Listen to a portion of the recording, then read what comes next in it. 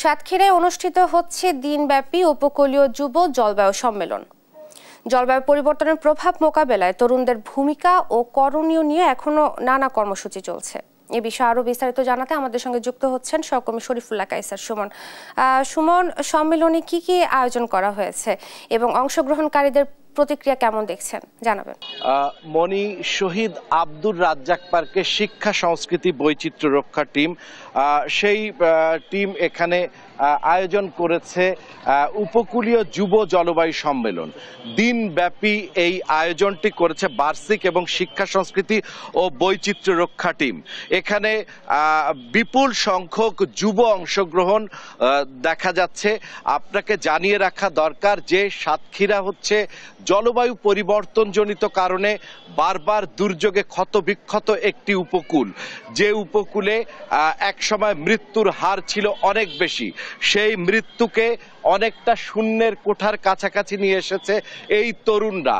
যখন দুর্যোগ আসে, দুর্যোগ হানা দেয় এই উপকূলে, তখন এই তরুণরাই কিন্তু সামনে দাঁড়িয়ে বুক চিতিয়ে সাধারণ মানুষকে রক্ষা করে চলে এবং সেই মানুষদের যে লড়াই, সেই লড়াইয়ে এই তরুণরা কিন্তু ভূমিকা রাখে।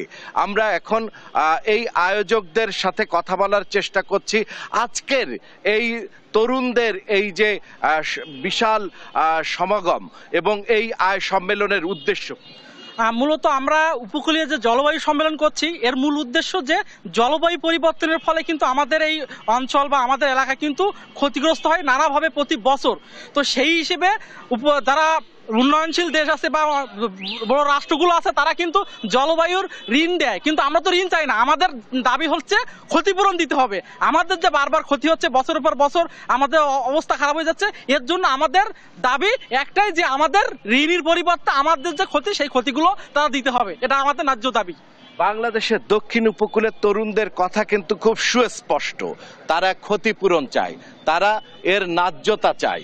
আমি এখন কথা বলার চেষ্টা করছি এই আয়োজনের যিনি উদ্বোধক, সেই উদ্বোধক যা বলছেন।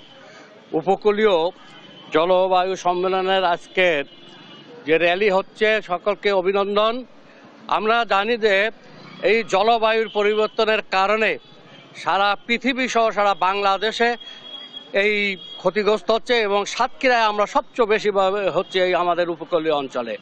যে কোনো ঝড় ঝামটা, ইয়াস, বুলবুল সহ যে কোনো ঝড় ঝামটা আমাদের উপকূলীয় অঞ্চলে সর্বপ্রথম আঘাত হানে। দেখা যায় বাঁধ ভেঙে যায় এবং ক্ষতিগ্রস্ত হয় মানুষ। বিশ্বের আরাম আয়েশ এবং তাদের যে অতিরিক্ত কার্বন নিঃসরণের যে খেসারত, এই খেসারত দিচ্ছে এই উপকূলের সাধারণ মানুষ। তাই এখানকার এই আয়োজকরা, তাদের দাবি হচ্ছে যে এই ধনী রাষ্ট্রগুলোর এই ধরনের আরাম আয়েশ বন্ধ করতে হবে এবং জলবায়ু পরিবর্তন জনিত কারণে যে ক্ষয়ক্ষতির শিকার বাংলাদেশের এই দক্ষিণ উপকূলকে রক্ষা করতে হবে, ক্ষতিপূরণ দিতে হবে।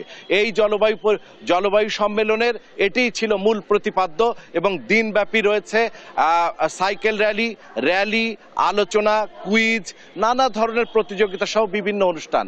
মনি, এই ছিল উদ্বোধনী পর্বের সর্বশেষ।